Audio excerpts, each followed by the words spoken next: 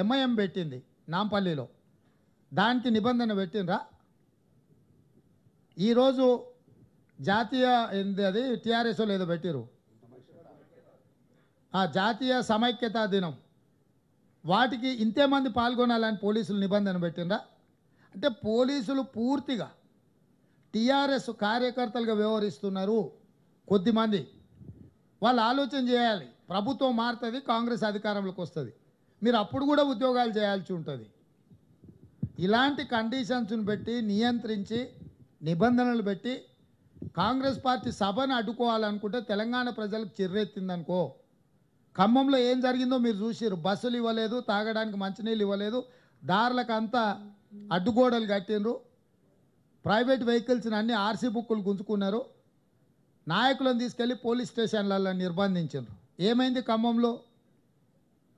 ఇంకా కూడా ఈ ప్రభుత్వానికి బుద్ధి రాలేదు. ఖమ్మంలో చూసిన తర్వాత అయినా ఇవాళ సాయంత్రం కూడా మీరు చూస్తారు, మేము తెచ్చేది ఉంటే లెక్క మాకు తెలుస్తుంది, 5,000 తెస్తున్నావా 10,000 తెస్తున్నావా అని. వాళ్ళంతటా వాళ్ళే ప్రజలు లక్షలాదిగా తరలిస్తుంటే లెక్కలు పెట్టేటోడు. ఒకవేళ పోలీసులు నియంత్రించాలనుకుంటే వాళ్ళ ఇష్టం, ప్రజలు నిర్ణయిస్తారు.